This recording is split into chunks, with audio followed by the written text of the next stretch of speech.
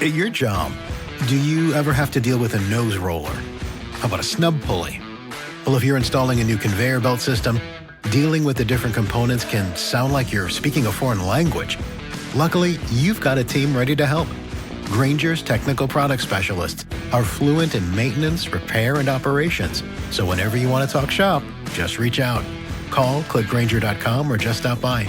Grainger, for the ones who get it done. If you're a facilities manager at a university, you know students rely on the cafeteria for breakfast, lunch, dinner, and the occasional late-night snack. So when a dishwasher breaks down and dirty plates pile up, the mess hall can turn messy in the blink of an eye. Enter Grainger. With over 1 million industrial-grade products and fast delivery, the product you need now is never far away. So you can turn that dishwasher back into a lean, clean washing machine. Call, click Grainger.com, or just stop by. Grainger, for the ones who get it done. This is The Wheel Weaves, a Wheel of Time podcast with no spoilers. Hey everyone, I'm your host Dani, and I'm the first-time reader going through this series chapter by chapter. As always, there's no spoilers past the chapter we're covering, and that means it's totally safe for first-time readers. I'm joined by my co-host Brett, who's a longtime fan, and he is guiding me on this journey. We'd like to thank and acknowledge our executive producers, Brandy and Kirkwood, Sean McGuire, Yanis, LightBlindedFool, Green Man, Margaret, Big C, Bennett Williamson, Hannah Green, Noralia, Geof Searles, Erik Reed, Greysin Ishara, Ashlee Bradley, Helena Jacobsen, and Matthew Mendoza. And we're so excited to welcome Cyndi as our newest executive producer level patron. We're so excited for you to join our executive producer team. Thank you so much for your generosity and your support. We really, truly appreciate it. In this episode, we're talking about Chapter 37 of Towers of Midnight. Yeah, Chapter 37 is Darkness in the Tower. Yeah, that was the advice all along. Yeah.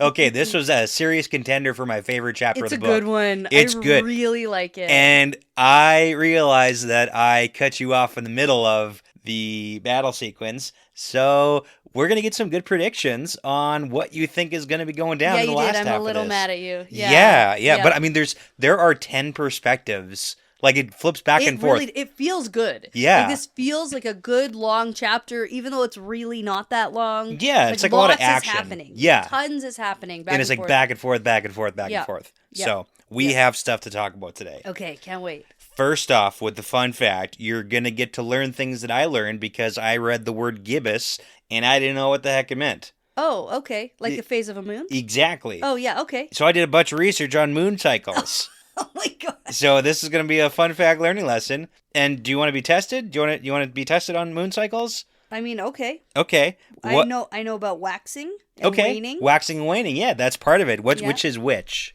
Waxing is getting bigger. Yeah, brighter. And waning is getting smaller. Yeah, more less dim. bright. Yeah, exactly. Mm-hmm. And then the full moon is when it's totally bright. That's easy. And new moon is when it's totally dark. It's gone. Yeah. Okay. Now, what is it when it's a little bit bright? Crescent. Crescent. Okay. And then Gibbous. gibbous is when it's big. Yeah. So it's very exciting. I learned a whole lot of stuff. Okay. Are you impressed with? I'm actually a little impressed That is pretty good that you got it out... like on the first try too. We didn't even cut that. Okay, now. Are you like mad at me? No, that's great. That's like half of the fun fact. Gibbous comes from the Latin word gibbous, meaning a little bit bigger. No, than hump. half. Hump. Oddly enough. Oh, Gibbous no. means hump. I don't. Mm-hmm. Okay. So you can use it to describe things like a Camels? camel. Exactly. Right? Crazy. Sally the camel Okay. has now, several gibbuses. Here's the thing. I was trying to figure out if this was a waxing or a waning gibbous moon. Ooh, okay. The word moon comes up like 30 times in Towers of Midnight, so I read through all of them, and I am not very confident, but I think it's a waning gibbous moon. No way. I think so. Now, that means, with the waning gibbous moon phase, according to the internet, it's time to look inwards and reevaluate your goals. And I think that advice really stands for some of our characters in this chapter. It's not bad. Mm-hmm. And apparently, in Greek mythology, Demeter, the goddess of agriculture and harvest, is represented by the waning gibbous moon. Yeah, and besides being the grain goddess, she also has connections to the underworld. Ooh. Well, that kind of ties into your Hades fun fact from last time. Yeah, a little bit. Yeah, that's all I got. Is that by accident? I mean, it's all by accident. Let me introduce you to fun facts. Yeah. That's it. That's all. Yeah. Okay. Do you want to talk about the chapter? I do. I do. I don't. Okay. I don't really. Like, when does it talk about a gibbous moon? At the very beginning, because Gawain like looks up and he's like, it's a gibbous moon. It's a big old thing in the sky. Because he's like, I haven't seen the sky in such a long time. Yeah, okay, so chapter 37, darkness in the tower, and the chapter symbol is our two faces. Yeah. The black and white face of the Black Aja, basically. Exactly. Dark friends. Yeah. And so we do start in Gawain's perspective, and I was just listening back to the first bit of this. Right. And I was thinking to myself, man, does Brandon Sanderson ever write this like this angsty dude? Like, I could just imagine, like, he's so dramatic. I could just imagine that he's writing all his thoughts in a journal, and it's so dramatic. You know? Yeah. Gawain is super angsty. He's like the quintessential. So the fact that he brought up a gibbous moon, I'm like, oh yeah, that actually makes sense. Yeah. You're going to be surprised. I am going to give Gawain a lot of credit in this chapter. Okay. I know, it's annoying, right? Because it's I didn't hate him. Yeah. I didn't. But this is the problem. He does the right things, but like it's annoying when he gets it right, when he fixes the situation. Yeah, but I'm going to give credit where credit's due. All right, let's get into it. Let's get into it. We're not there yet because first he has to, do some introspection. Yeah, he's sitting on a bench in the garden. Writing in his journal about the gibbous moon. I believe that. Right. I like that. He's writing poems. For sure. And they're like bad, but like they're in his notebook. I'm not giving him credit for being a good poetry writer. I can't critique poetry. I don't get it. That poem is bad. Somebody might think that Gawain actually is like an excellent poet, Like a dumb 18-year-old Egwene? Yes, exactly. Right? Exactly that. And then also like historians and stuff. For sure. Would be like, look at this from the days of yore. Exactly. Yeah, I look get at this good poem. Yeah. Well, there was no poetry, so that was like the first one. Exactly. So everything's good at that point. Good. Okay. So now turns out Elaine was right about something. Yeah, maybe. And Gawain's hatred for Rand probably stems from a little bit of jealousy. Yeah. I love it, though, because it's like the frustration. Maybe, though. Frustration and jealousy. Yeah. Because Rand is doing the things that he wants to be doing. He wants to be the one who leads armies and rules nations. He thought he was going to be doing that, not Rand, the sheep herder. And, Gawain, really? It's a Freaky Friday situation where the roles are reversed. Did you say Freakin' Friday? Freaky Friday. Freaky Friday. Freaky Friday situation. It's a Frickin' Friday. Frickin' Friday where the roles are reversed. Yeah. It's just so funny. It's like, Gawain, did you really think you were going to be... Yeah. Like, none of those things were things he's the commander general of the Camelin army. And it's like, that's an option for you still, to this day. Yeah, but Rand did it first. That's an option and that's annoying. It's like you were... Other people have done things before Gawain has done them, and he doesn't like that. Right. Yeah. Okay, we have so many more things to I know, besides Gawain and his poetry. Okay, so he's decided that he probably is going to go back to Egwene. He understands what she needs. He gets it now, just because of the rowboat session. Right. He gets it. Yeah. Now, I'm confused slightly about timelines. I was going to say, we get like a definitive timestamp here. But it doesn't quite lay out nicely for my brain. Sure. It kind of makes me mad and confused. Okay. Like, it doesn't quite make sense. Yeah, so he says it's been several hours since he sent Egwene's messenger away. Yeah. But we know that last chapter, Egwene was like, it's been several days since I got a reply. Right, but is this the second messenger? Because she sent a second message. No, I don't think so. You think that this isn't the nicer message? No, it's not. Okay. I don't think so. Yeah, it's not clear. Because she's thinking, I'm going to have to send a nicer one. Yeah. And then later in this chapter, she thinks, yeah, I'm probably going to have to send that. Yeah. Or I might not even have to send that nicer one. Or yeah, and like he thinks here like, I feel like you would think, so I sent away another messenger. Yeah. So I think I'm just confused at how long it took the messenger to get from Egwene to Gawain, because I assumed it was like same day situation in a gateway. Yeah. Yeah, it's okay. And so I don't like it. So it doesn't lay out nicely for me. I get that. And I can't really give you any clarity on that. It's just an annoying side thing. Okay. That annoys me. So back to Gawain. He is going to go he's going to go to Egwene, but he has to go to her as her warder. Yes. Yes, not as a prince or whatever he is. Because he's got to go as the warder, the protector. It never made sense to him. Right. Until he thought of it as a musical number. Right. Yeah. If two people try to play two different instruments at the same time at two different songs. That's literally, you can do that. No, but like different songs at different times, at different tempos. Like the two harmony or whatever. It sounds bad. Yeah, you need different things. But if you can play a beautiful melody to somebody's harmony or something. Yeah, that. Then you both sound better. Right. And he can be that guy. I mean, he's saying that he can be that guy right now in this moment. He's decided that he probably can be that guy. Yeah. Like, I don't know how much we want to credit with him. Like, give him credit for, I don't know. Like, is he going to follow through with this? Is he going to be able to step in the... This is the closest he's come to actually understanding... Yeah. Well, because he thinks, like, I'm going to have to step in the shadow. I'm going to be in the shadows for her and let her be the all-power... But it's like, ooh, really? Is that like foreshadowing for the fight to come? Oh, nice. Yeah, I like that. I think so. Okay. I think it is. Okay. I like that. Okay. Okay, so he's going to return as her warder and do everything that she needs He's like, okay. him to do. Okay. He's going to serve her and watch over her. And right. So time to go. Time to go. First, got to say bye to Elaine. Yep. Got to do that. However, Brigitte is like, no. No. You can't. She's standing guard. Don't do that. She's sleeping. Yeah. Aes Sedai matters. You can't go in there. Yeah. And then she does say she'll probably, so Elaine will probably have word from Egwene in the morning because it's Aes Sedai stuff. And then Gawain like puts a bunch of stuff together. Oh, walking in their dreams. Oh, that's what they must mean by doing these things. Oh, yeah. So in fact, so if Elaine is sleeping, that must mean that Egwene is sleeping. And then he puts all these things together like, yeah. The Suldam just told me about the blood knives waiting for a moment of weakness. And you know when you're the weakest? When you're sleeping. When you're sleeping. And it's like this exact but time. But I guess. Like, yeah. Maybe.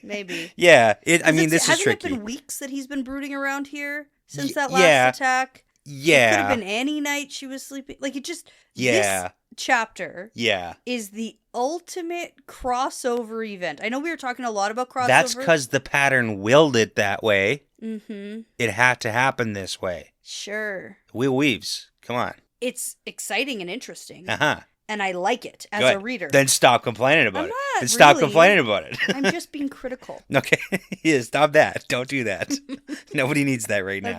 Okay. Because all these things all just happen to happen all at once. It's the pattern. It's the pattern that's literally built into the story. Rude pattern. Yeah. The pattern doesn't give a crap about your feelings, though. Okay. Mm-hmm.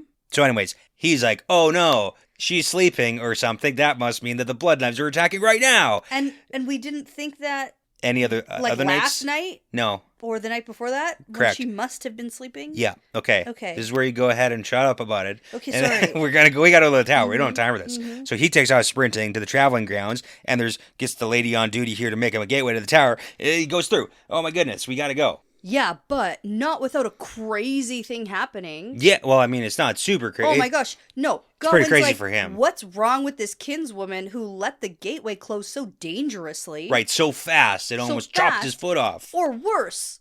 Chopped his... It could have been worse. It could have killed him. Killed his whole body. Chopped his body in half. Right. It could have been... That could have been worse. Yeah. However, he's like, oh, she's crazy and sleeping and not very good at her job or something. But what does it mean? Perrin just arrived. That's with the moment Perrin arrived. Good job, Perrin. So that is the most serendipitous.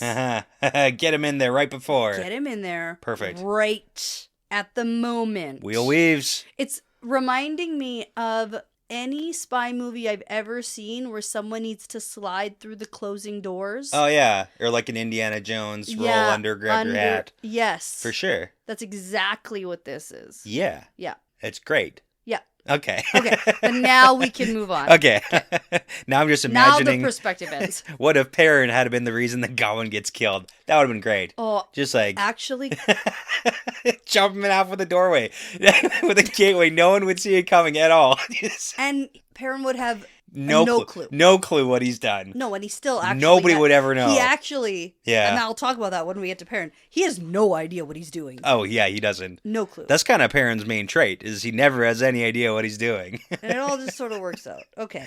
Okay. So let's switch perspectives. Right. Egwene, picking up from where we left off after Swan was like, yeah, she like popped in all frazzled and whatever. Yeah. So now we got to get a report on what's going on. Okay, so we have Egwene, Lyanna, and the Wise Ones who have just appeared in the base of the tower. Yeah, so they've got like their little fallback position for this. Like they have a fight. It's like the muster point. Yeah, it is a muster point. Yeah.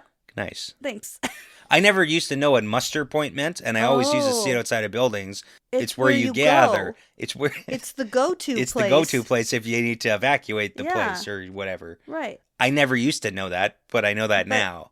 Now you do. Yeah. That's what this is. Yeah. Okay. Okay, so it turns out they were in the middle of their fake distraction meeting, and I love their fake distraction topic. Oh, yeah. Bringing peace to Eridomen. Yeah, it's okay. Nobody believes that you're actually trying to do that. That's how they knew that it was a fake meeting. Nobody's going to acknowledge that. Yeah. But I said I would be arrogant enough to think that they're to the have a ones meeting to about do it? Yeah, I can see that Yeah. too. I can see that. Yeah. Okay, anyway. Then suddenly, fire started blasting through the walls. They're shooting around. Oh my Everything's God. on fire. And Alviarin was there too. For and sure. other ladies who Yeah. had escaped. Yeah, it's the Black Aja. And Nynaeve apparently is still up there Still fighting up there right fighting. now. Yeah. And we have some names of people who are dead. Okay, hold on a moment. Do you need your book? I need my book. You need to know I who's forgot. dead now? Okay, hold on. So that's actually a big topic of this chapter I want to Yeah. talk about, is people who are dead and people who you think may die. Ooh, okay. Because we get left on a pretty big cliffhanger. We'll talk about that. But, like, not everyone's fates are totally... I don't have the right book. Sorry, I'm not listening to what you're saying. I'm going to get Well, my that's notebook. not new, though. Give my notebook and then hold on. Okay.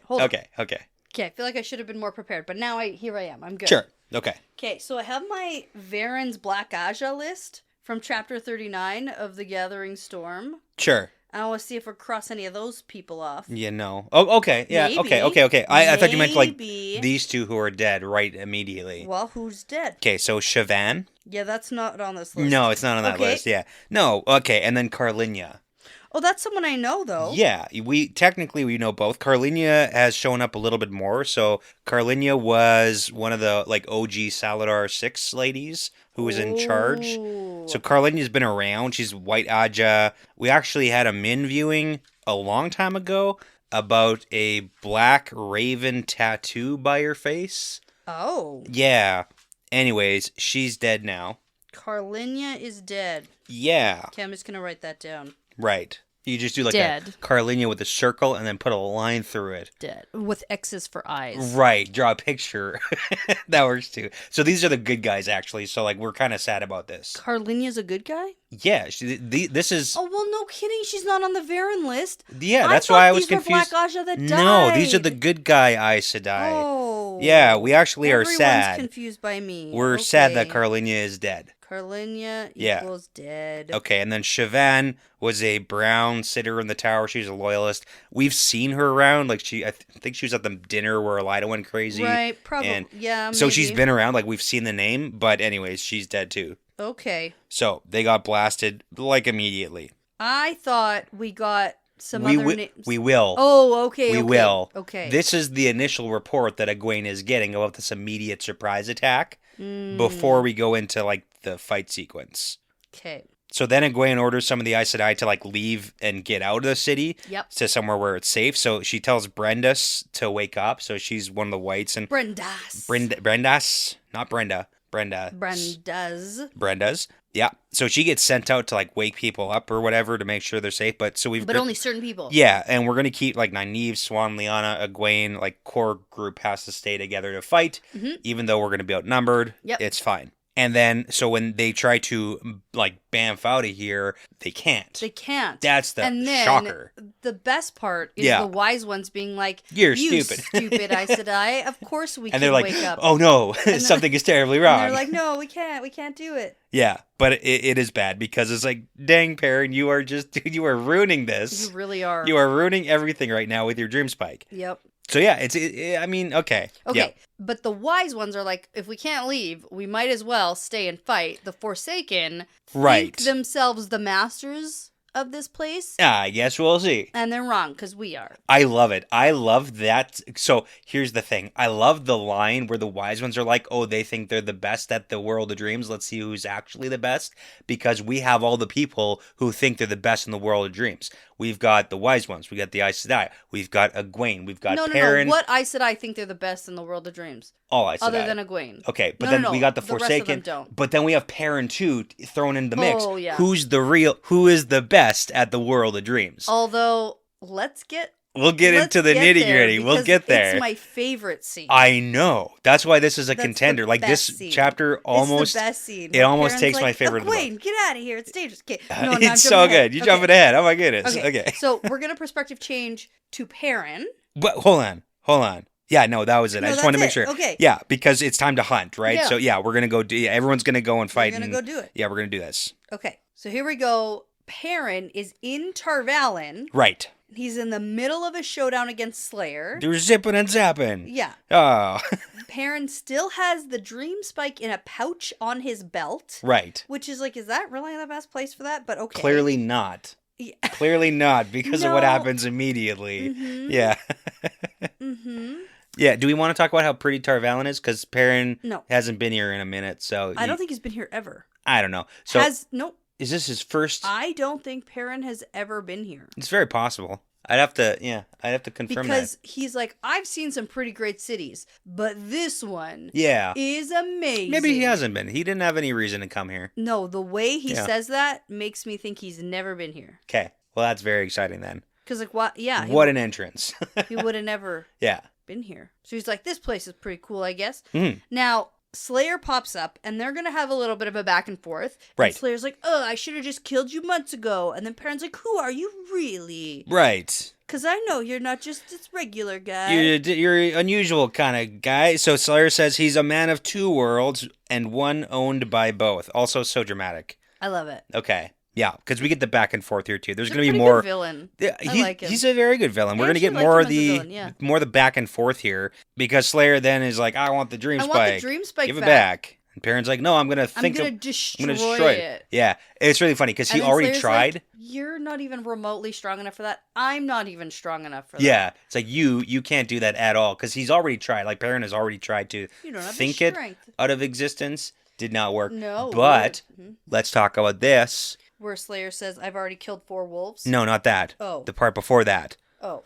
Where Slayer's eyes flicker towards Dragonmount, and then Perrin was like, I'm going to throw it into the volcano. You mean that's the only thing that can destroy the ring? That I was going to say, cast it into the fire, Perrin. You have to do it. Okay, I got it. Yes. Well, the vodka's already sitting here. Yeah, it's ready to go. Yeah, I have to do it. Even when I was reading it, like, I was totally. like, oh, throw it into Mordor. Throw it into the fire, throw it into the volcano. And I actually forgot Dragonmount was an active open volcano. It is, there's lava. It's like smoking.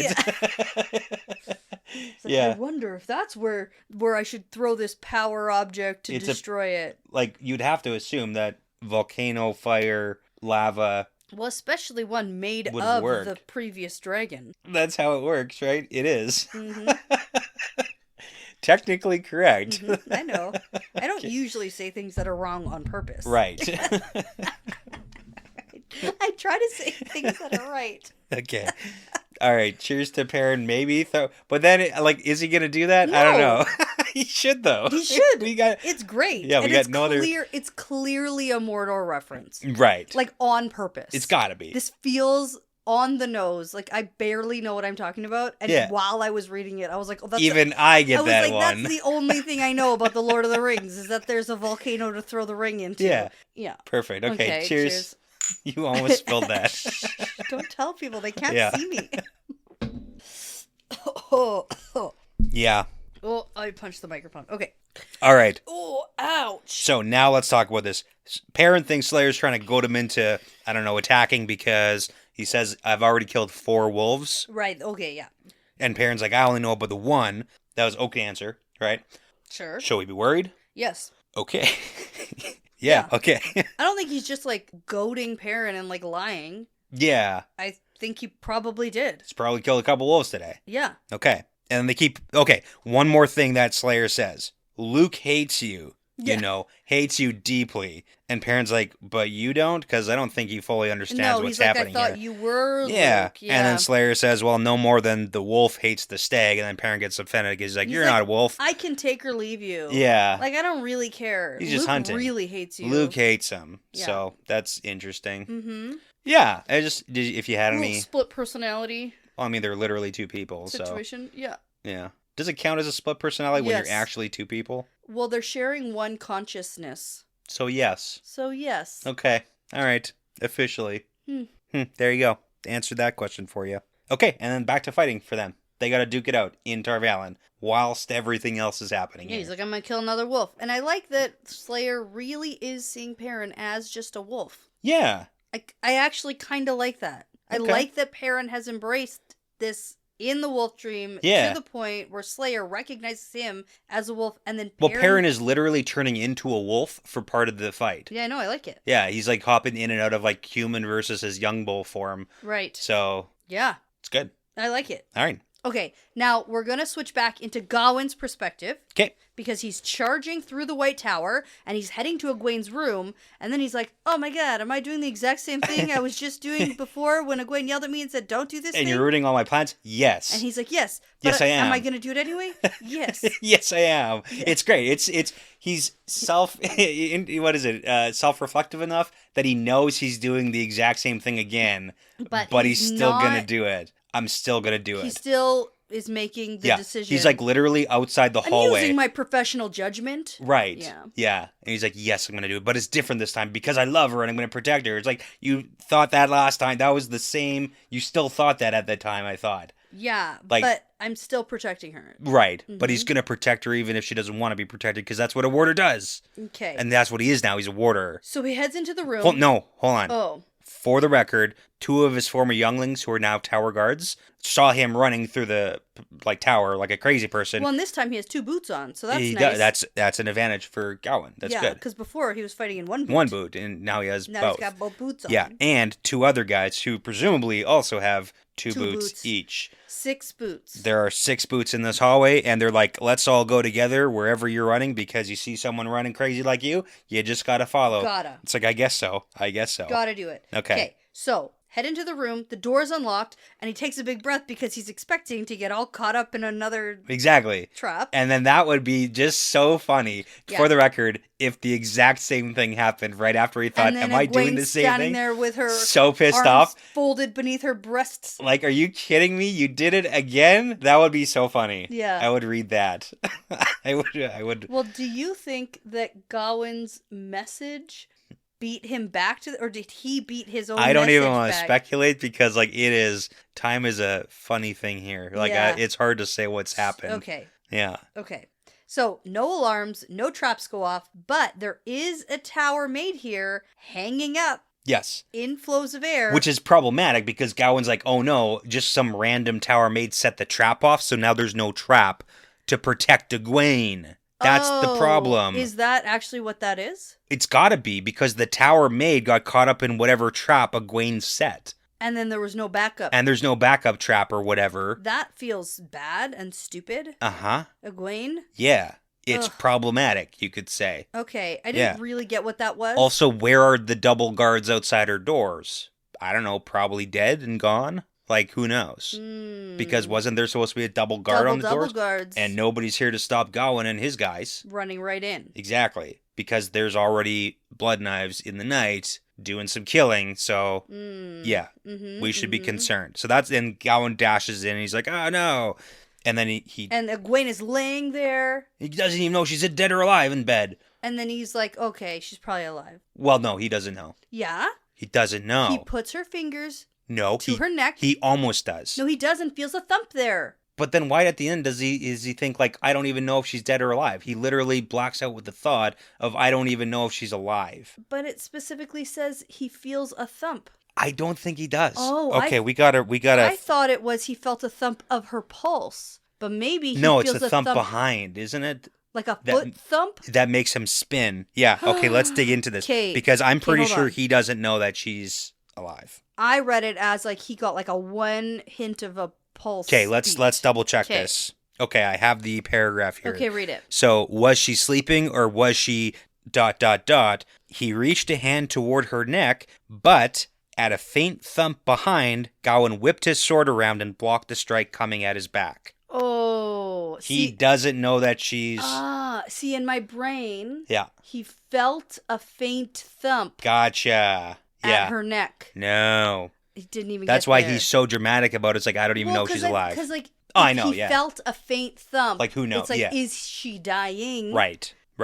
Okay, it doesn't even matter. No, doesn't matter. Doesn't matter. But that's how I read it, so Okay. that's interesting. Good too. All right. Anyway, attack time. Attack time. Yeah, so we got 2 blurs of darkness. We've got 2 blood knives who are jumping out of the shadows. They're already in the room with him. So that's bad. Well, and there's a point before this where he looks at a shadow and he doesn't see... Yeah, his eyes don't avert like from the yeah, shadow. so he's like, okay, they're not waiting outside like they were last time when he was peeking around the corners there. Because the first time that happened, he was like, I don't understand why I can't look at the shadow. Right, but now he knows. Now he knows, but it wasn't there, but that's because they're already inside the room. Okay, and so now he has 2 blurs of darkness leaping out of the shadow Attacking at him. Yeah, and then we've got his 2 youngling guys who are outside the room, basically, and Gawain shouts for them to go get help. So one of them turns to go run and get help. The other one comes to help fight with Gawain. And immediately so it's 2 on 2. dies. Immediately dies. They immediately stab that one guy in the neck. So that guy is Clark, who is coming in to help. Not Clark. Clark gets immediately Not killed. Clark. Yeah, Celark. Clark. Slark, Yeah. maybe? And Because Mazone. usually when there's an E after a C, the C says a sound. Celark? Slark. Could be.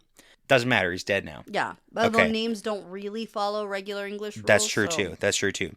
So yeah, so that guy immediately gets stabbed in the neck and then beheaded by the blood knives. Whoa. And Gawain can't do anything to protect him because that would mean that he has to move away and because currently he's basically body blocking off Egwene. So he's standing in between Egwene and the 2 blood knives. And he can't go to help because Egwene's number 1. Mm-hmm. He's a warder now, don't you know? Well, yeah. It makes sense. He will be soon, It makes sense. probably. It's We'll fine. see. We'll see if he's alive. I want to see if you think he's alive. Oh, yeah. Okay. Okay.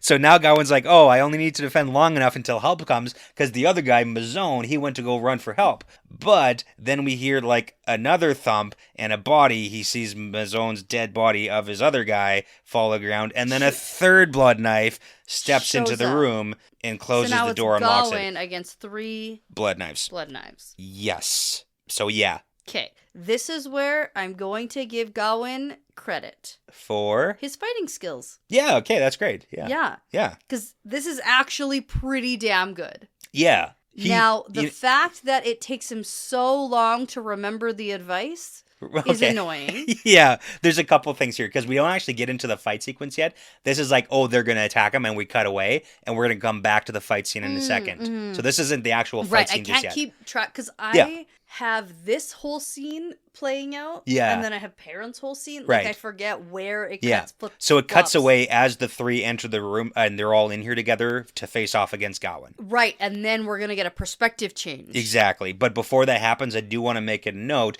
that Gawain kind of berates himself because he didn't awaken the entire tower on his way here because he should have notified more people that he thought something was wrong. On the way running up here, probably should have got help coming because currently there's no help coming. That's the problem. I understand that hindsight perspective. Yeah. However, do you know how angry Egwene would have been? If you woke up the entire tower for nothing? Yes. Yeah. Yeah. Uh-huh. So that would have been stupid and annoying. Yeah. Anyway, you know? Right. Okay, let's take a quick break. Okay. And then we'll get into the next perspective when we get back. Sounds good. At your job, do you ever have to deal with a nose roller? How about a snub pulley? Well, if you're installing a new conveyor belt system, dealing with the different components can sound like you're speaking a foreign language. Luckily, you've got a team ready to help. Grainger's technical product specialists are fluent in maintenance, repair, and operations. So whenever you want to talk shop, just reach out. Call, click Grainger.com, or just stop by. Grainger, for the ones who get it done. If you're a maintenance supervisor for a commercial property, you've had to deal with everything from leaky faucets to flickering light bulbs. But nothing's worse than that ancient boiler that's lived in the building since the day it was built. 50 years ago. It's enough to make anyone lose their cool. That's where Grainger comes in. With industrial-grade products and dependable fast delivery, Grainger can help with any challenge. From worn-out components to everyday necessities. Call, click Grainger.com, or just stop by. Grainger, for the ones who get it done. Okay, so we are back, and we are going to jump into a perspective with Perrin. Yeah, back to the fight scene. Yeah, we're going to keep it simple. Yeah, I mean, Perrin lets his inner wolf free. Yeah, he doesn't even care. Doesn't even care that he's doing that. And he's zipping around, crashing the sides, Ripping across rooftops. Yeah. Wrecking Tarvalin. I guess so. Like turning from, but this is the cool part. He's like turning from wolf back to man, attacking Slayer with his hammer. Zip-zapping. Zip-zapping around. Oh my goodness. And they're going so fast. What appears over here? Then something's happening. It's a very cinematic scene that. But then, guess what? Slayer manages to trick Perrin. Right. Make a statue of himself. And then Perrin's like, oh, that guy's standing so still, it's like a statue. Whoa. And it is. And then Perrin almost gets sliced by an arrow. But then doesn't. But that's because... Oh, it slices the dream spike free. The pouch. The pouch for the... Yeah. The on your belt. Sliced it right off. Couldn't have put that in your pocket or something? No. Down your pants. Tuck it in your boot. Like... So many other options. Is that a dream spike in your pocket? Oh, okay. How big is this thing? That's what she said. Okay. Like, I know he can't destroy it. Can he imagine that it's, like, smaller? Hold on. Pause. You can't just say that. I can. I did. I would imagine it bigger. No, we're trying to hide I think the size of the dream spike is fine, okay? I don't think it needs to change. Okay. Anyways, so now Slayer is running through the streets with the dream spike, and then it's like, oh no, the whole point of this. Why is everything so phallic shaped in this series? Yeah, it's Wheel of Time. It's everything. The pattern wills it that way. Oh, is that what that is? Yeah, and then Hopper comes crashing through an alley and crashes into Slayer. And now he's in the fight too. Yes, it's so funny because Perrin specifically did not share where he was going with Hopper. And then he was like, Hopper, how did you find me? Location? Yeah. Yeah. He didn't share the location. And Hopper was like, you guys are so loud. Crashing around. All of the dream world can hear Everyone can hear you right now. Except you know who can't hear you? The Aes Sedai, because they're stupid and don't actually know how this place works. Yeah. Oh, man. It's so funny. Okay, but it's cool because now it's time for Perrin and Hopper to attack together. I was immediately concerned. Were you concerned? Yeah. Okay. I am. You were actively concerned. Actively concerned. That's fair. Mm-hmm. That's fair. We talked about it last time. Yeah. Or a couple times ago. Sure. When did we talk about it? I was like, that would be so rude if we have to grieve Hopper twice. Yeah, double whammy. That would be horrible. Yeah, we'll get there. We're not there yet. Perspective change. Yeah. To Egwene. Back to Egwene. She's in the middle of her fight with like balefire and shit. Yeah. Yeah, she is like in it and she's lost track of the wise ones and she's like creeping around. Is this where we get some of the Black Aja names? Yes. Do you have said Black Aja names? Yes. Yes, I do. I have them. Okay, let me flip back to my Black Aja list. Okay. All right. So, couple things that I want to point out here. So, she is moving slowly and carefully, but she feels that this fight is very different than the Shanshan one. Well, yeah, because this one is like stealth mission. Yeah, well, and also like it's very different attack styles. Like the Shanshan were just going overt. Yeah, exactly. And now we're literally battling other Aes Sedai, and that's like harder to spot. And it's in Tel'aran'rhiod. Like there's also that as a thing. Yeah, and they have balefire. Right. They do have that. Mm-hmm. Okay, so then she sees two Black Aja up ahead, and she blasts one of them with fire. Okay, who's that? So the one she blasts with fire is Mestra. Mestra. Mestra. Not on my list. Okay, well. I have a Nesita. That's not it. Nesita. Nope. And a Melvara. Nope. You're just saying other M names and N names. Mm-hmm. Okay. Okay, nope. So she's blasted. Okay, and she's not on my list. Yeah, and she's gone now. She's dead. Gone. Okay. Goodbye. Good riddance. And then Egwene uses the trick that Nynaeve taught her to imagine that the other person is like stupid and unable to think. Yeah, great. I like that Pretty one. good. Yeah. And the woman's eyes glaze over, and that is Evanellian. Yeah, Evanellian. Melvara? Nope. Okay. But here's the issue. Not on my list. Okay. Oh, that would be so good if it was on my list. Yeah, you know? well, keep in mind, there were people who, like, escaped. No, I know. Right. Wouldn't that have been just such a nice tie-in? Because I went and wrote down all these stupid names Yeah. that were listed Yeah. on but, Varen's Blackaja list. But, yeah, and they got most and it was of like yeah. plus or minus 200. Right. So, like, There's a few that I get it. we didn't get all the names. I would have really liked the nice wraparound if we took a stupid name that we don't know from this list. Instead of just getting some other random name. And, yes. And it's like, write it down on your to-do list just to cross it off. Like, what are we doing here? I would love if it was Zanika. Here's the issue. Know? Here's Not the issue. Zanika. I get it. Here's the issue with this second person, Evanelian, Mm-hmm. is that Egwene imagines her and her eyes glaze over, but then she doesn't do anything with her. She thinks, oh man, what should I do with this captive now? And it's like, Well, no, that's not how this works. Can we just finish the job, please? Yeah. Can we just... You hung them all. I know. Like, what are you Hanged waiting for? them. A new trial? Like, what are you going to do? So Just freaking throw a knife at her face. she doesn't do anything. She should. And then Masana comes in. Masana comes in. Now, do we know this is Masana? I think that it's fair to say that it is, and I'm not too worried about it not being that. So we get the darkness swirling around her, like she comes in powerful. Okay. And she is able to like put a charm on Egwene with her compulsion. Even just like in Tel'aran'rhiod, making her imagine that like, why would I fight back? So it might not even be a weave. Yes. It's just like forcing your will and exerting your will upon Egwene. Okay. And I don't know that there's anybody besides like a Forsaken who could do that. Okay. So I think that it could be. Okay.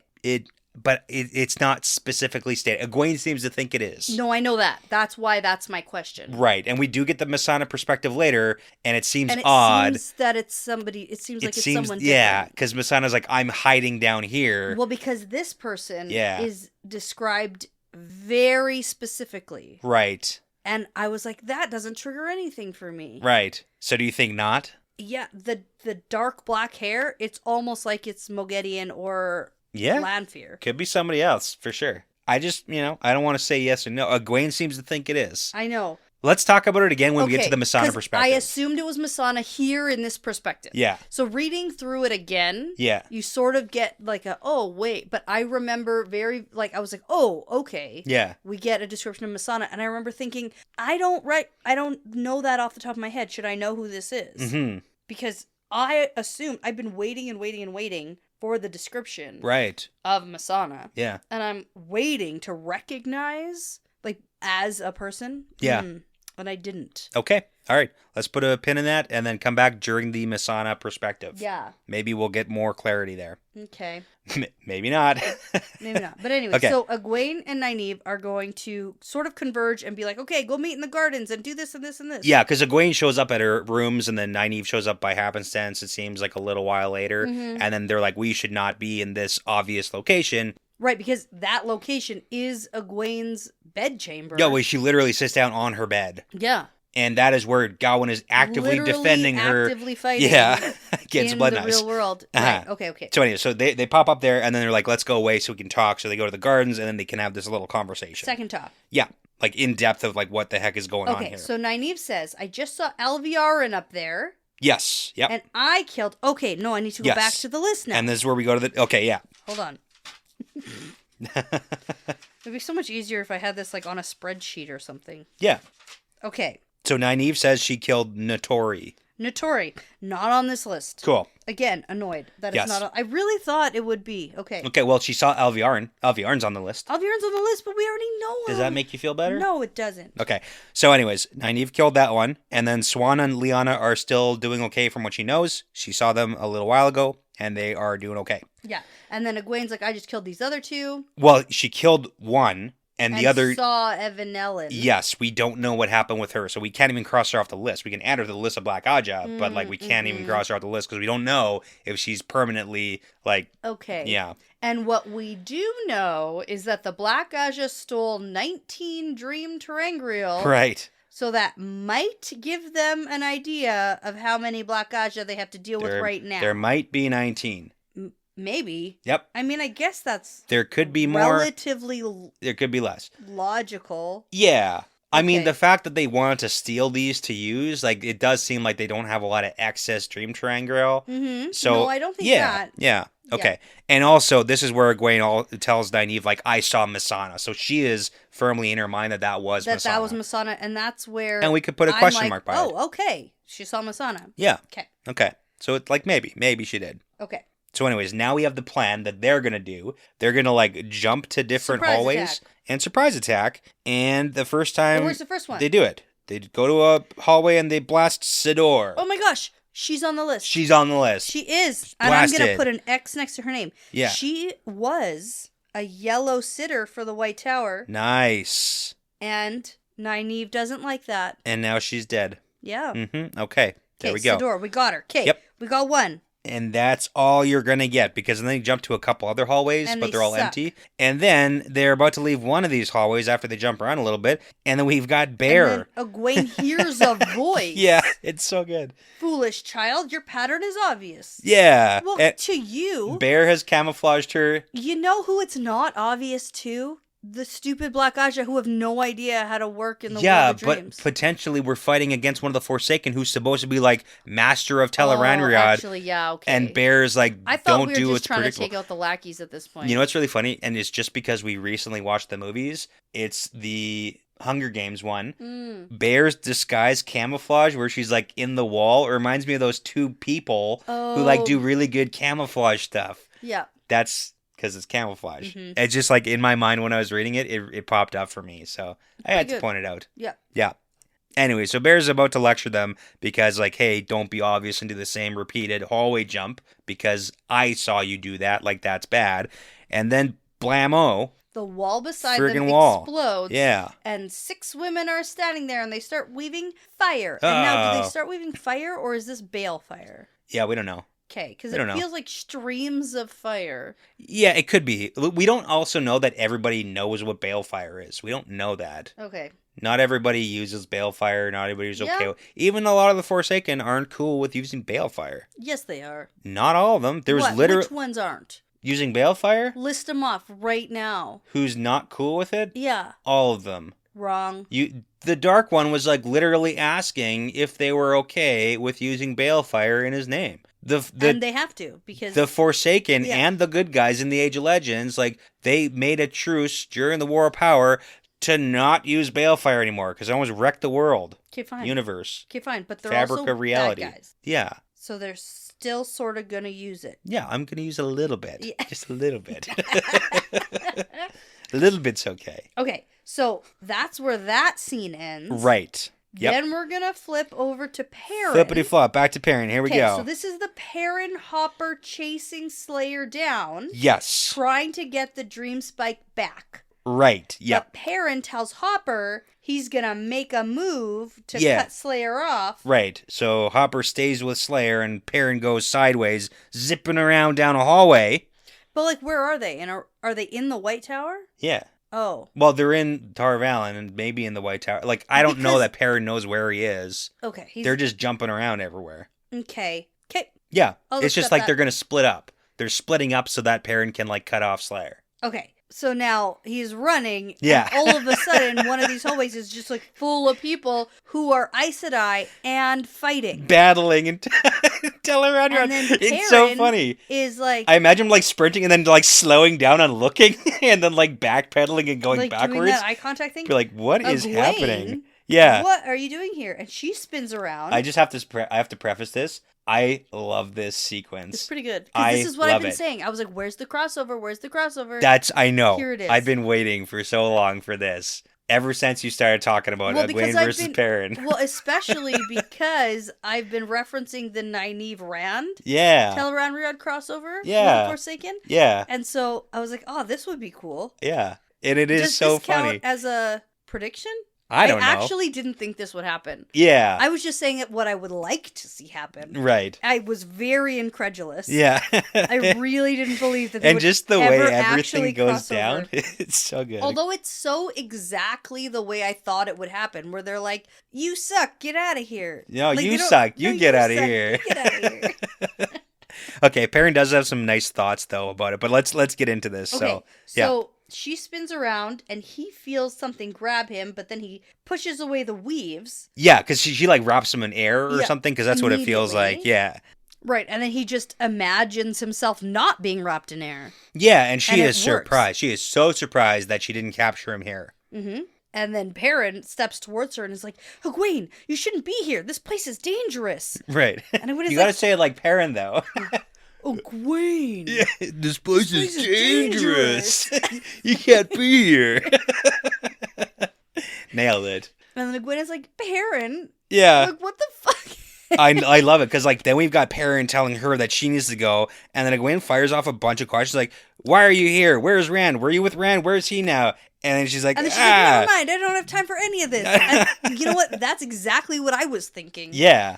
She was surprised to see him here, and then that he shrugged off the air, and then it's so amazing, because then she says, like, never mind, I don't have time for this, Perrin, I'll be back for you. Yeah. And then throws ropes around him. Wraps him up in ropes, because then... she thinks that she's gonna, like, this is a no-brainer for her, like, I'm gonna come back for Perrin later, I don't need him wandering around. Yeah. I love it. And then he just imagines himself without ropes on. Yeah, and he's like, ha. He looks amused. And Egwene is shocked. Double shocked. Pikachu face. I know. Shocked. Yes. Like for the second time, because the first time didn't work and now it doesn't work again. Yeah, and so she's like, how? But then someone bursts into the room. Yeah, so it's a Black Aja lady. Black Aja lady. Well, because it's a channeler. Nuh-uh, this is a lady with raven black hair and a sleek white dress. Right, okay. And now, okay, listen, I know Lanfear doesn't appear like this anymore because she's Sindane. Yeah. Okay. But my brain sees black hair and a white dress and thinks this must be Lanfear. Okay, but this lady gets rocks dropped on her head in just a half a second here. That's what I thought it was Masana. Okay. And I think that Perrin just like murdered Masana. And then I was so like, good. Oh my God. Like, if Perrin could just take out a Forsaken like right now, that would be so helpful. I would love it. Yeah. I would love it so much. Yeah. He cares not for any of this. Yeah. He could care less. Yeah. Couldn't? Okay. Could not care less. Yeah. For this. Fair enough. I don't think that's what happens here. Okay. I gotta say. I don't think we can cross a Forsaken off the list. Shoot, okay. But we can cross a rando off the list. Okay, I really thought this was going to be a Forsaken. Okay. No? I mean, yeah. I don't want to crush your dreams right now. But... Okay, because I'm like, oh, who was it? Mogedion? Yeah. Cindy. Who else has black hair that we know? Probably 30% of all the Black Aja ladies. Ladies, yeah. Okay. We could go through the raven hair description, but it's fine. Okay. Anyways, so this is a big deal here. Yeah. So this lady comes in, raises her hand, and starts to weave. Yes, like a bright, hot, liquid white fire. But we're in bar Perrin's of magma. Perspective, which is actually quite interesting. It is really good. In his wolf dreamness, yes, yep. He's like, those are just weaves. Yeah. They mean nothing He's here. like, I'm a wolf. This is my place. Weaves are meaningless. The power doesn't matter. He just imagines the weaves missing him. Well, it doesn't matter. It doesn't just miss him. He freaking palm catches the balefire. Yeah. Like, it is so cool. It just like doesn't exist. It's so cool. Steps to the side and they just like the balefire does not exist. Does not exist. The limit does not exist. Yeah. Okay. Okay. So he does that to the lady with the balefire and just like palm stops it, and then Egwene turns and blasts the wall, and then like the rocks crush her skull in or whatever. Yeah. So okay. And I was like, sweet. They just took out a Forsaken together. Like, no. I'm still like a little bit. Okay. Yeah. I'm still a little bit hopeful. You could be hopeful. I might be trying to throw you off. You never know. When I was reading, I was like, I can't wait for the reveal of who they just killed. You know? Masana walking around with a head injury now. Not walking around, she's dead. Right. Okay. I'm sorry. No, the next thing we see is like Grandal being like, "Oh no, Masana's dead." Yeah. You know? I'm like, yes. I've been like waiting. Okay. All right. So now Egwene turns to Perrin and she smells amazed. And she says, balefire? You stopped balefire? Nothing should be able to do that. And Perrin's like, it's just a weave. Just so you know, that's a very famous line now. Nothing should stop Balefire? No, it's just a weave. It's just Perrin a weave. saying it's just a weave is incredibly famous. Is it? In the Wheel of Time community. Absolutely. This is like a big one-liner. It's a big deal. Interesting. Just so you know. So I should throw it out there more how often important? now? Yeah. It's a big deal. This is a threshold as a Wheel of Time As a Wheel of Time reader to make it to I've it's crossed. just a weave. You made it here. It's a big deal. Okay. So. Almost as like the On Your Knees one? Yeah. Okay. The Rand at Lord of Chaos? Yeah. Okay. Yeah. At the end of that? Yeah. You like Mazrim Taim. Yeah. Yeah. Kneel or you will be knelt. That's what I was thinking of. Yeah. Yeah. I was like, For sure. wait a second. Kneel or you will be knelt. That's, knees. Yeah. Yeah. Okay. So that's why one of the I just that's had to one of the interpretations. That's fine. Okay, anyway, so Barrett says it's just a weave. Yeah, and then she is like, again, Aghast. shocked Pikachu face Aghast. so much. And he's like, well, I gotta go. But, Yeah. like, be careful here, okay? You probably already know that you gotta be careful, but, like, you gotta be careful here. And you gotta be better at things you're doing. I gotta go find Hopper, and he runs off. And Egwene's just standing there, just like, what the heck is happening? Well, because Hopper sends a sudden, terrifying sense of pain, yeah. sense of pain. Yeah, it's a very bad ending for that perspective, but Makes me feel sad. I just want to talk about Perrin's internal thoughts here for a moment, because when he sees Egwene at the end here, he's like, she must have become Aes Sedai. And then Good for he thinks, her. good for her. She deserves it. And it's like, that's so nice. I would never tell her to her face, but she is a wonderful woman and deserves also, the best. She didn't just become Aes Sedai. He has no idea. The leader of all of them. Yeah. But I do love it, just because, like, Perrin's in his place, and he's like, this is the Wolf Dream, idiots. Like, Get out. yeah. What are you doing here? So when the question comes, like, who's stronger in the right now, Perrin. Well, it's like, you tell 1,000%. me. Yeah. Perrin's the best. But he's been doing nothing but montage training. Right. It's been so long since Egwene did montage training. And you were all like, oh, I hate the montage training. I do. And I was all like, we need it. I do think we need it, but as a reader, do I need every one that's ever happened? Mm-hmm. No. Mm-hmm. My answer still actually is Still no. no. I like, for this scene in particular, for us to believe that Perrin is this much better than Egwene. Yeah. We had to see his progression. Right. My only argument was I thought the progression should have happened Right. way sooner in the series Fair. because I was bored of it. Right. That's all. I get that. Yeah. Okay. All right. Hopper's in trouble. Yep. And we're going to change perspectives Right. for the last little bit of this chapter, but I think we should take a quick break. Yeah, we got 3 more perspectives after this, so. I need a new drink. Yes. Okay. Let's do And it. then we have some things to deal with. Yeah, hot topics. Ugh. Okay, so we are back, and we're going to jump perspectives. Yeah, into Gawain. Gawain. Okay, so he is in the middle of a fight for his life. And Egwene's life. Oh, and my goodness. Egwene's life. Yeah.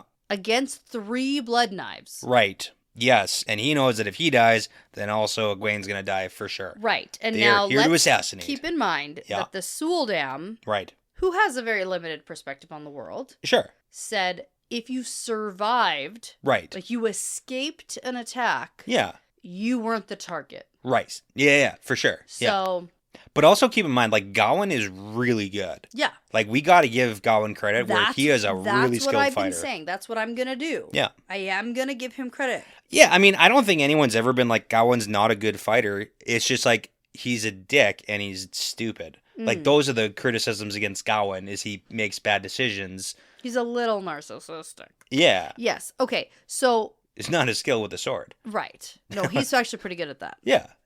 Not against Matt with a Yeah, quarterstaff. I wouldn't say he's the best sword fighter in the world. I'm just saying he's like He top has the tier. potential to be real good. He's top tier. He's very good. Very good. So, the attackers have given him lots of little cuts. Yep. And he's getting weaker and tired and bleeding. Yeah, and he does notice like they're kind of going a little bit, like they're being a little bit more defensive, so they are attacking, but they're just basically waiting to tire him out because at some point, like he's gonna. And all they want to stumble. do is kill Egwene. Yeah.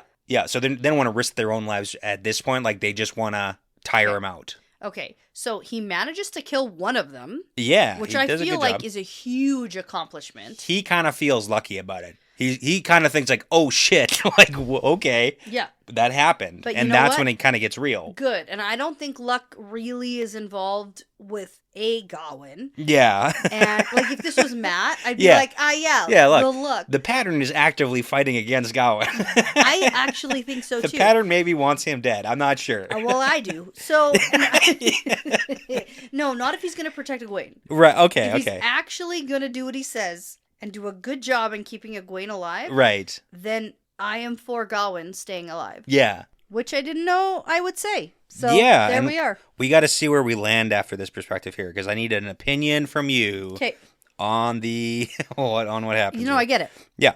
Okay. Good Now- thing Gawain's been pondering for a long, long, long time. So in a last desperate attempt, Hold on. The answer is not 50,000 lamps or It's- torches. no lights. It's no lights. Because that's literally what the Suldam said. Mm-hmm. Don't turn lamps on. Where there is light, there must be shadows. Yeah, that's the wrong thing to do. No lights, no shadows. Yeah, Boom. and then he wrote a message to Egwene saying, make sure you have lots of lamps.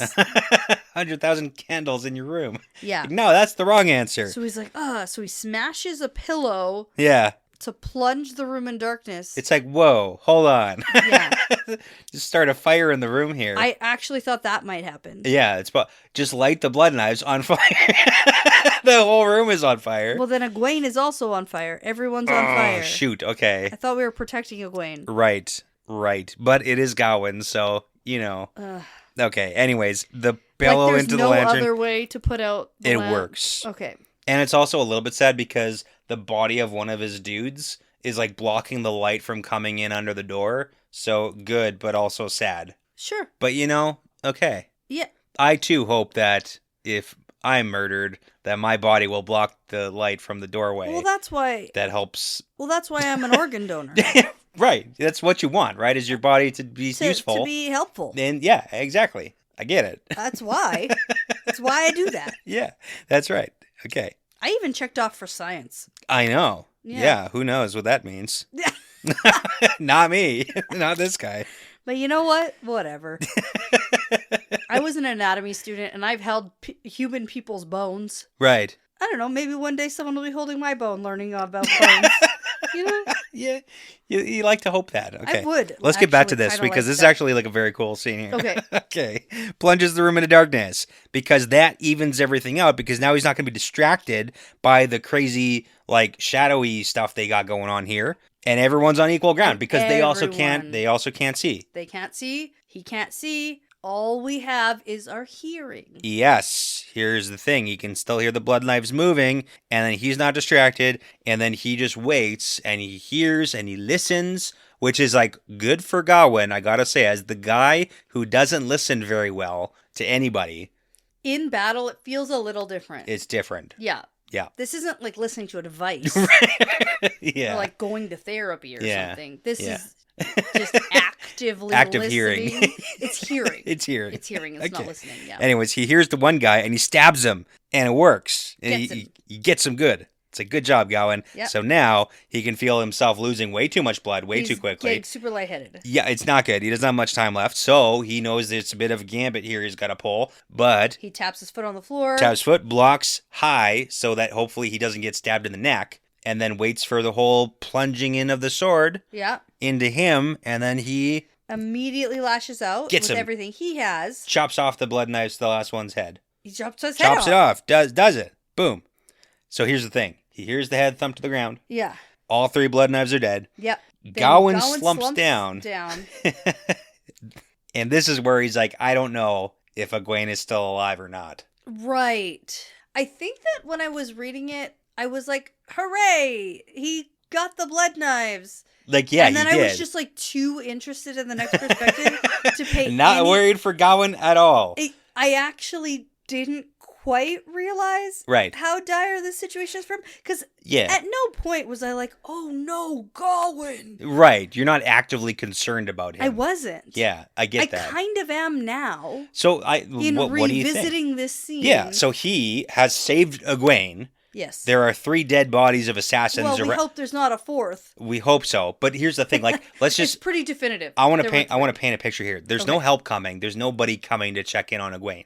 supposedly Egwene is going to have to wake up for someone to find Gawain. Right. And she's going to wake up to Gawain's possibly dead body. Nah, that's not going to happen. Covered in blood, surrounded by like 3 dead assassins. And like, who's saving Gawain here? Because he is actively bleeding out. Well, he doesn't have a lot of time here. It would be Egwene. So that's all I can think of. And like, how soon is she waking up? Well, timeline's weird right now. Sure.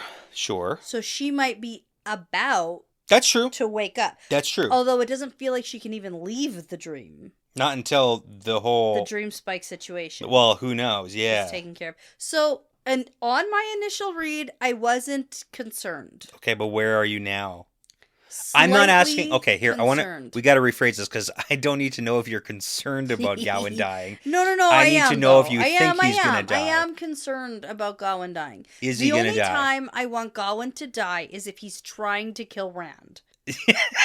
Okay, all right. If he's actively in combat, even though he's like, I'm over it. I'm done. No. I think that he's moved past it. Okay. I would like to believe he's moved past it and things are okay. Okay. And in the end, he's going to like fight alongside Rand and it'll be like amazing. So good and restorative. Sure. For Gawain. A little healing. Yes. And then Morgaz will walk up and be like, I'm here.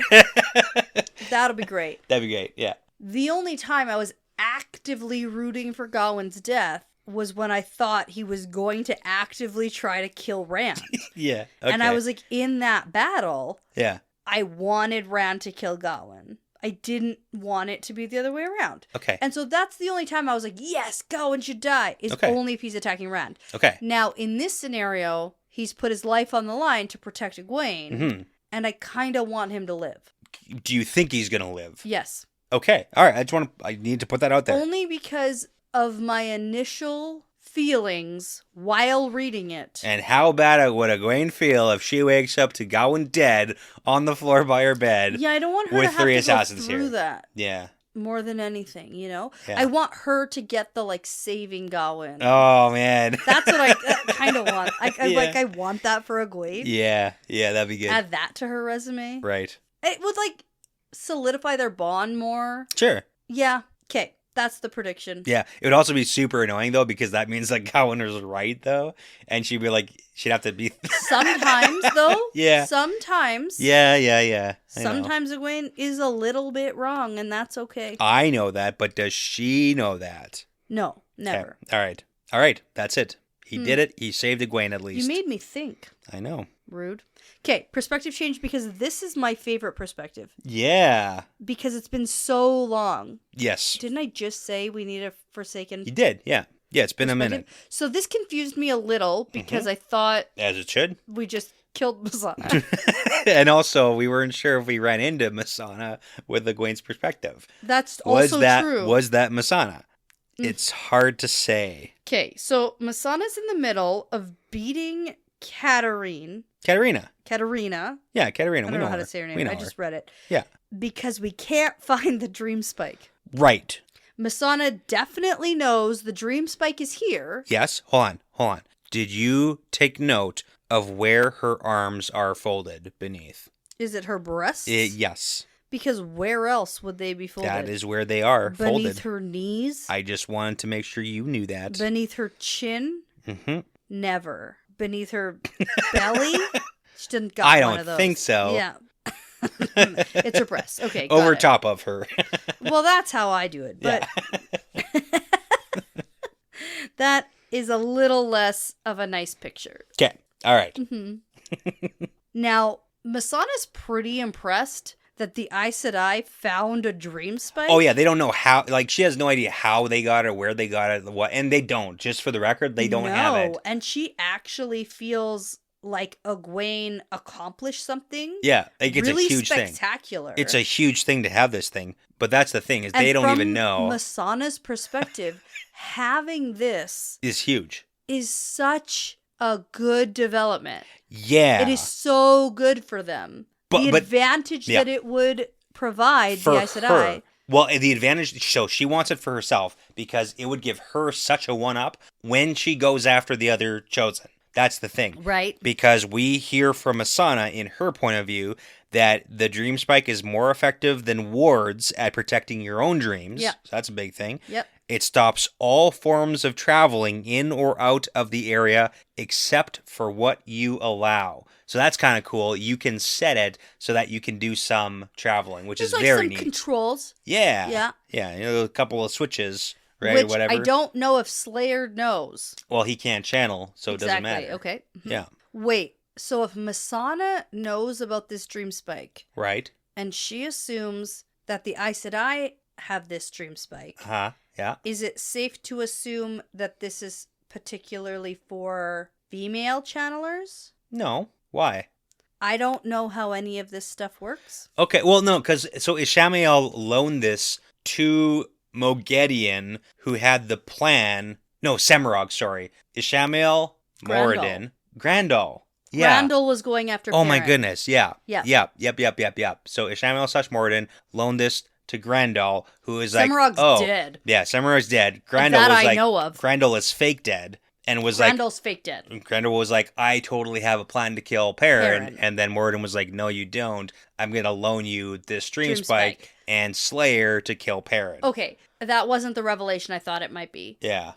So it doesn't seem like it's necessarily... Oh, it does though, because if To you? because if Grendel Okay. is the one who has it under her control, Yeah, but Moradin was like, here you have can it borrow because it. I can't use it. I don't know if he said that. Coulda. Coulda. I Coulda. don't really know how these things work. That's fair. Terangriel and stuff. Sometimes they're only for female channelers, That's true. right? That's true. That's very true. Yeah. And if Masana knows a lot about it and thinks the Aes Sedai have it, Yeah, that's true too. maybe. Mm-hmm. I thought I was on a. I forgot that Grendel actually is the one who has it. Yeah. So I thought Apparently, I had to just run through all the names of That's a mystery I felt like I needed to solve, and then it's just like, oh no, actually, that's what it is. Yeah, okay. Okay.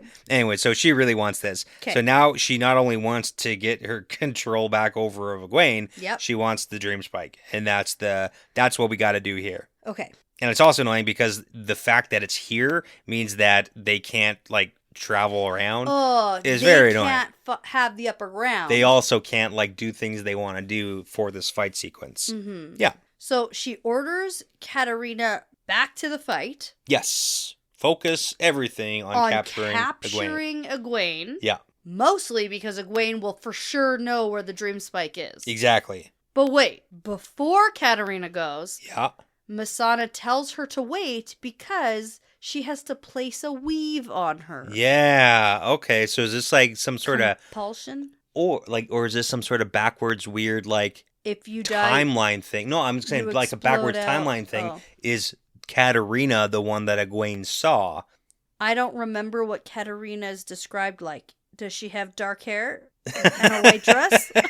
Because other than that, I don't know. Not the one who got her head bashed in. Oh. The other one, the one who Egwene thought was Masana, Oh. right? Well, I don't like that. I don't like timeline jumping around. I know that's the tricky part. Is that we know that there is some. It's tricky. I don't like that. But So it's here's intriguing. the thing. It's intriguing Katarina for is described as having raven hair. sure. No. Oh yeah, she is. So is she the one who got her head bashed in? I think that it might be a maybe. I love that Because actually. what's because the I hate weave? Katarina. What's the weave that she was taught? Balefire. Well, she's gonna place a weave on her. Yeah, that's true That's too. different than let me teach you. Yeah, a I know. weave. I know. So here's the thing. It's, So much raven. there's so Is much. Katarina actually described as raven black hair. Yeah. One day soon, I will have all the answers I didn't even know I needed. Right, I know. Yeah. Like who's who? What's happening? But who is this? you know what's Who's actually that? never going to effectively be answered is this, I bet. Okay. We might get like a death No. count, like a body count after. Mm. You know what? We are in the middle of this fight sequence still. We are in the middle of it. We still have more time to discover more things in the next chapter. I like to believe that it was Katarina who Perrin and Egwene just joint murdered. Yeah. Because Katarina sucked. Right. She was part of Rand's capture, right? Yeah. She was in there? Oh, yeah. Yeah. Okay. Oh, yeah. That's what I thought. Yeah, Okay. her and Galena. Oh, yeah. And they sort of had a thing for each other? sort of? Yeah, it's questionable. Okay. Yeah. Well, anyway, Yeah, okay. I guess let's perspective switch out of there. The last one. Okay. And before it gets worse, it's going to get worse. Okay. So Perrin appears at the very top of the White Tower. So here's some... Keep in mind, he's responding to the panic, pain, sending of Hopper. Oh, yeah. Right? Okay, That's the... So Slayer is holding Hopper by the neck, and Hopper's bleeding from an arrow in his side. Mm-hmm. Yep. And Perrin says, no, you have what you want. Just get out of here, you dick. Just get out of here. Leave Hopper alone, because Slayer already has the dream spike. Yeah. That was the entire point of this. But Slayer, turns out, is a dick. Yeah, he is. And he just chucks Hopper off the side of the tower. He does that. Yes, he does that. Yeah. Okay. Yeah. So this is bad. So then Perrin leaps for the side to try and go after him, but then Slayer wraps him up and like grabs onto him, but then they both go tumbling down they together. both go over. So then Perrin tries to like shift himself away, but then Slayer's like, no, you can't. And now it's a contest of wills where Perrin's trying to get Slayer's away. better at it. Slayer's better at it. Like Slayer's too strong, and then there's like some stabbing that happens, and Perrin kind of gets stabbed in the arm or whatever, but And then then manages to break free. He finally breaks free. Yeah. And then he shifts himself to appear below Hopper. Yeah. And catches him before they crash to the ground. Yeah, so it seems like Perrin like does lower Hopper safely to the ground, but then he's also got like a knife wound from arrow Slayer. Too. No, an arrow wound. Well, that's next because No, he has an arrow in his side. Yeah, so okay, yeah. So Hopper has an arrow in him. Yeah. And then they get to the ground and like apparently didn't crash into the ground super hard, like they're on the ground, but now Slayer's still attacking, and now Slayer launches another arrow and it goes through Hopper into Perrin's leg. Oh shoot. Yeah, so now Hopper is like even worse, and Perrin can feel Hopper's mind fading. Yes, yeah, this is problematic. So then Perrin can't send himself away, but he also knows that another arrow's coming for him because Slayer's like clearly trying to kill both of them. Okay, so can Perrin not send himself away because it'll leave Hopper there? Yes. Or because he just physically can't anymore? Yes. Okay. I think two things can be true here. Because, okay. Yeah. If he can't leave Hopper, like I get it. Yeah. Yeah. I think it's two things. So then he manages to like do it like a roll, and he drops Hopper, and then Slayer appears and is like gonna finish him off, and then it's like very dramatic, and Slayer shoots, and then Perrin makes himself appear behind Slayer. Yeah, he's and trying to swings with his hammer, but then Slayer just blocks it. And like Perrin is weak at this point. Like he is not cut out for this fight right now. Yeah. Like, and he's getting progressively weaker from all the hits he's taken. Like it's not going well. But Perrin smells something on Slayer that gives him some hope. Not necessarily on Slayer. He wonders if it is. So he smells terror. But he doesn't know if it's Slayer or something else. And then he realizes it's something else. Okay, so he looks behind Slayer and he can see a doorway into the White Tower. Yeah. That's blackness. And he recognizes it as a nightmare. So he's smelling the terror of the nightmare. Of someone's nightmare. Yes. And so with all his strength, he throws himself and Slayer into the nightmare together. Yes. And Perrin, I guess, is like, I'm so good at defeating nightmares because of all my training. All the training. Or he's like, I don't want you to finish and kill Hopper. Maybe he's just trying to get Slayer away from here because Slayer is going to win. Slayer is going to kill Hopper and Perrin right now. Like, this is a very bad situation. Yeah. Like, the nightmare is a wild card here. Like, I left this thinking Hopper is dead. Okay. Yeah. We did not get a definitive he's dead. No, we didn't. His mind is right fading. About that. His mind is fading. And then he got shot again. Yeah. So there's a weird conversation here where Slayer tells Perrin, like, hey, you can't heal yourself in the wolf dream. Like, you can't heal yourself here. That's not how it works. You can't think yourself healthy. You can't just think yourself healthy and then be better. You can think yourself stronger, and that sort of works, right? Kinda, but yeah. Yeah, but apparently Perrin has figured out the trick to replenish his own blood, which is a useful trick. Oh yeah. So like you can do certain things, and Perrin's like thought about bandages and stuff like that to close up wounds. Like there are things you can do, but you can't just like imagine yourself better. So like there are some weird rules. Like, why? Well, and it's like, why can't you just imagine yourself not injured in the first place? Exactly. But that's like contest of wills, right? Yeah. And I think earlier in the chapter, there was one point where, because I was like, why doesn't he just imagine himself with impenetrable armor? Right. And like at one point he like kind of does. Yeah. And he like do that throws more. up a wall. And I was like, oh, always do that. I would imagine my Kuendiar armor. Ooh. Shirt. You have to have the best focus. So good. And my focus would drift in and out so fast. Right. Yeah. Yeah. Okay. That's the problem with that. Yep. All right. So what's happening here? So we got Perrin and Slayer going into a nightmare. Okay, well, We've think got Perrin's Hopper gonna doing win. bad. So is Slayer, like, what does that mean? Perrin's going to win. Perrin's going to win the nightmare. Okay. The nightmare battle. Does that mean that Slayer is going to be dead? Or No, that not Perrin's just going to be able to, necessarily. like, get Slayer off of us for now? For now. So Slayer is not being toasted. I would like it if he was. Sure. That would be a real nice... That wasn't the question, though. The question was, is he going to die? The only thing I will definitively say is that Perrin's getting out Okay. of here alive. What about Hopper? I think dead. Can you... really? Yeah. You're saying that? Yeah. You- But I we think just Gawain's talked going to to- be fine. You think Gawain's going to live and Hopper's going to die? Yeah. That's the worst trade. Yeah. That's the worst trade. I hate agree. that. It's terrible. Yeah.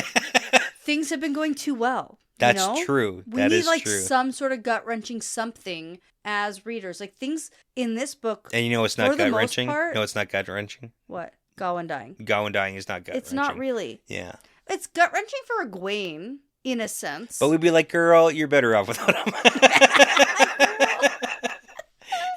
You know? Yeah. Okay. Yeah. All of those things. But Hopper... Yeah. Ugh. Especially because I said, oh no, don't make us lose him twice. Yeah, you did say that. They might make us lose him twice. They might do it. Yeah. Okay. At least I'm more mentally prepared now to read about it. Whereas, like, if it just comes at you, like, out of nowhere. Right. Like, if he had died this chapter, like, definitively. Yeah, that would be... Okay. Because I came out of this chapter feeling as though he was dead. Mm-hmm. So that's sad. Okay. You know? Okay. I was like, they did it! Oh, nuts! Yeah. Okay. Yeah. Okay. All right. So much. Yeah. So I'm going to read on. Mm-hmm. And we'll see how this goes. Now, we're on chapter 37. Right. How many chapters are in this book? 57 and an epilogue. Oh, we Yeah. got 20 We got chapters. 20 I thought, like, chapters. maybe we were heading towards the end of the book. Oh, well, I mean, sort of. Like, we're almost in the final third. Sure, but it's not like... Yeah, we got some Oh, time. it's not like, in 3 chapters it's Oh, over. no. Okay. Phew. No. Phew. No, Okay, no. that worried me for a Yeah, minute. Okay. We got so much time. It's a lot of time. 50. Oh, my gosh. So Yeah, many. yeah. Okay. And I swear, there are some double chapters. Just not yet. We have a lot going on. I know. We got a lot going on. Yeah. We're trying to cover some show stuff. Yeah. Trying. The whole family got horribly sick. We really suffered. Yeah. We're coming out of it. Yeah, Things are slowly. good. Yeah. We got some things planned. And Yeah. we'll move forward like we always do. Yeah. You just keep doing things. And we'll release the content for the people. When it gets there, when it gets made, we'll get it out there. That's all I can promise. And even that, it's like, yeah. When it gets made, it'll get out there. Except for those Q&As that took like several, but we did get them out there We did. just a couple months So behind. that feels exactly the same as what I just said. It does feel that way, right? Yeah. Okay, one chapter for next episode. Okay. If you cut me off at another cliffhanger, I'm going to be it's so a mad. 3-chapter I'm going to fight. be so mad. Yeah. Okay, well, before you go ahead and assume that the Aes Sedai have the dream spike that's so magical and amazing, I'm going to say that this is part of the pattern now. Yeah, it's part of the pattern.